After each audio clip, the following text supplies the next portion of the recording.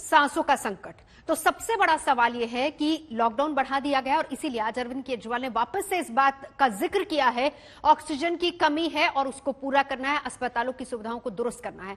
Doctors का पूरा panel हमारे साथ है। हम जानने और समझने की कोशिश करेंगे कि यह संकट आखिर खड़ा क्यों हुआ, पहले से तैयारी किसकी नहीं थी, कौन इसके लिए जिम्मेदार है, क्या सप्लाई चेन इसके लिए जिम्मेदार है, या फिर मरीजों तक प्रॉपर ऑक्सीजन सही मायने में नहीं पहुंच पा रही, कौन जिम्मेदार है। हम जानने की कोशिश करेंगे। तमाम मेहमान हमारे साथ मौजूद है, परिचय करा देती हूँ। डॉक्टर सुनील सागर हमारे साथ है, सीईओ हैं शांति मुकुंद अस्पताल के। स्वागत है डॉक्टर साहब आपका। Doctor Ashish Chaudhary, managing director आकाश हेल्थ केयर से हमारे साथ हैं। स्वागत है डॉक्टर साहब आपका भी। डॉक्टर डीएस राणा हमारे साथ हैं, चेयरमैन हैं गंगाराम अस्पताल से। डॉक्टर एस एल गुप्ता हमारे साथ हैं, एमडी बत्रा अस्पताल से। यथा त्यागी जी हमारे साथ हैं, डायरेक्टर हैं हमारे साथ यथार्थ group of super speciality hospital के। सबसे पहले डॉक्टर राणा मैं आपके पास आऊंगी, क्योंकि समझाइए जरा दर्शकों को। हर कोई यही कहता है कि आखिर ऐसा क्या हो गया कि ऑक्सीजन की कमी हो गई। कमी कहां पर है, तैयारी किसने पूरी नहीं की? क्या अस्पतालों की तैयारी पूरी नहीं थी, क्या सरकार की तैयारी पूरी नहीं थी, या फिर किसी को पता ही नहीं था कि इतनी बड़ी वेव आने वाली है? ऐसा है कि मुझे तो लगता है कि किसी को पता ही नहीं था कि ऐसी सुनामी आ जाएगी।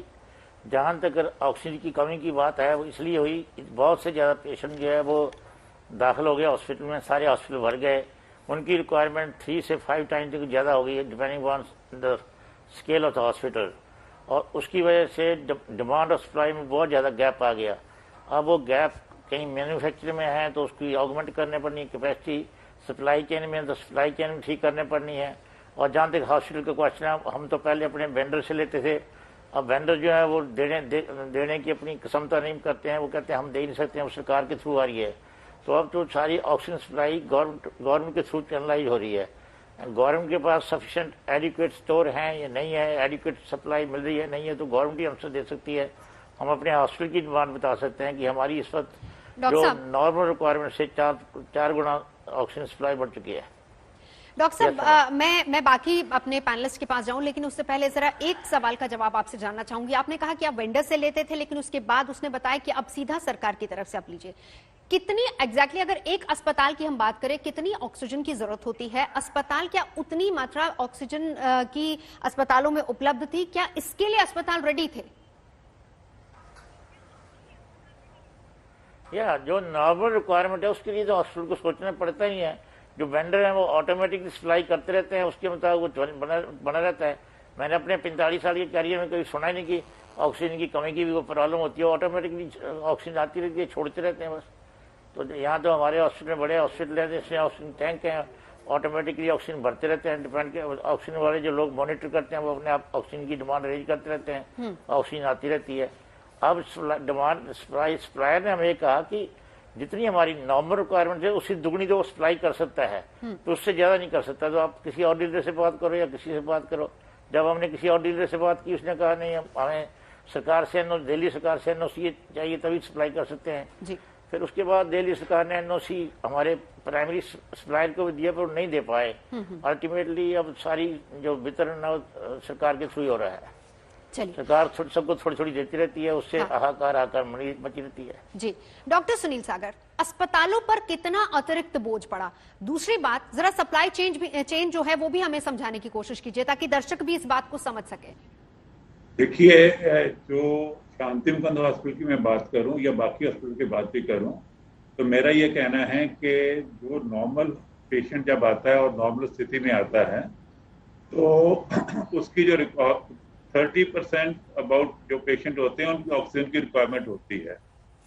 और उनकी जो ऑक्सीजन की रिक्वायरमेंट भी होती है 2 लीटर से 6 लीटर तक ज्यादातर करके होती है। और ये जो कोविड की स्थिति है, इसमें 90-95% केसेस को ऑक्सीजन चाहिए होती है और उनकी जो रिक्वायरमेंट है वो 6 लीटर से 30 लीटर तक लगभग जाती है।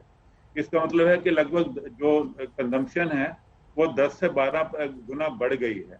अब 10-12 गुना बढ़ने के लिए जो दिस केम अनप्रेडिक्टेड, और उसके लिए एकदम से प्रिपेयर होना शायद पॉसिबल नहीं था। 3 दिन पहले जो मैंने अपील की थी कि मेरे पास में सिर्फ 2 घंटे की ऑक्सीजन बच गई है और 110 पेशेंट हैं, अगर ऑक्सीजन नहीं मिली तो वो पेशेंट मर जाएंगे। अगर मैं उनको ऑक्सीजन भी नहीं दे पाया, हम लोग जो हैं उनको लाइफ देने के लिए बने हैं, उनकी लाइफ लेने के लिए नहीं बने थे। अब दिल्ली प्रशासन की मदद से, मीडिया की मदद से, बाकी सब लोगों की मदद से, बाकी हॉस्पिटल, मेरे फेलो हॉस्पिटल की मदद से मेरे पास में ऑक्सीजन सिलेंडर लाए गए, मेरे पास दिए गए। सरकार ने इनिशिएटिव लिया, दिल्ली गवर्नमेंट ने इनिशिएटिव लिया, यूपी गवर्नमेंट ने हेल्प की। एक मोदी नगर से लेके मेरे हॉस्पिटल तक ग्रीन कॉरिडोर क्रिएट किया गया ताकि मेरे पास ऑक्सीजन जल्दी पहुंच सके। और मैं थैंकफुल हूँ प्रशासन का, मीडिया का और सभी लोगों का, जिसकी वजह से मेरे मरीजों की जान बच पाई। अब देखना यह है कि ये पूरा जो स्ट्रक्चर बना है, अब इसके लिए हम खुद जिम्मेवार हैं। जिम्मेवार इसलिए हैं कि ये एक स्थिति मैं बताना चाहता हूँ कि अगर मैं नल खोल दूं और नीचे से जो बाल्टी है उस पर केंदा ना हो तो बाल्टी कोई भर नहीं सकती। ये जो जिस तरीके से बीमारी फैल रही है, कितनी भी सप्लाई आ जाए और जब तक ये बीमारी को कंटेन नहीं किया जाएगा, अभी ये नाम के लिए कर्फ्यू लगा हुआ है लेकिन सड़कों पर देख पे लगता ही नहीं कर्फ्यू लगा हुआ है। हम लोग ना मास्क पहनते हैं, ना सोशल डिस्टेंस की बात करते हैं, ना हैंड हाइजीन करते हैं और जो भी प्रिकॉशन नहीं कर रहे। हम कोई भी ऐसा साधन नहीं लगा रहे, ऐसा उपाय नहीं करे ये बीमारी को कंटेन करे। अगर बीमारी कंटेन हो जाएगी तो ऑक्सीजन की प्रॉब्लम अपने आप से खत्म हो जाएगी। अब दूसरी प्रॉब्लम ये है कि ऑक्सीजन के अलावा एक और प्रॉब्लम जो प्ले कर रही है हमारे को, वो ये है कि मेरी नर्सेज, मेरे डॉक्टर्स, मेरे टेक्नीशियन, मेरा स्टाफ जो है वो कोविड से अफेक्टेड हो गए हैं। अब जिसकी आज की डेट के अंदर मेरे पास में 60 स्टाफ ऐसे हैं, 30 मेरी नर्सेज हैं, कुछ मेरे डॉक्टर्स हैं, कुछ मेरे पैरामेडिकल हैं, जो कि इस कोविड को उन्होंने डिटेक्ट कर लिया, उनको क्वारंटाइन करना पड़ गया। अब अगर मेरे पास सब कुछ भी हो और स्टाफ नहीं होगा तो उनको ट्रीट कौन करेगा? वो ये बहुत बड़ी प्रॉब्लम है। मेरा ये सुझाव है कि अगर हम आर्मी से या किसी से भी जो भी एजेंसीज हैं, मैंने कल भी ट्वीट किया है, जो सोशल एजेंसीज हैं, ऑर्गेनाइजेशन हैं, सिख कम्युनिटी हैं, अदर कम्युनिटीज हैं, कि मेरे पास में वॉलंटियर भेज दीजिए, मैं उनसे उनको ट्रेन करके काम करवा लूंगा। क्योंकि ये जी डॉक्टर साहब जी जो है वो क्वारंटाइन होती है तो 14 दिन के लिए वो चली जाती है। ये एक बहुत बड़ी समस्या है। मेरे फेलो और हॉस्पिटल जो हैं जहाँ पे कोविड पेशेंट नहीं है उनका स्टाफ है, अगर वो मेरे को अपना स्टाफ दे देंगे तो मैं शायद लोगों की सेवा कर पाऊंगा।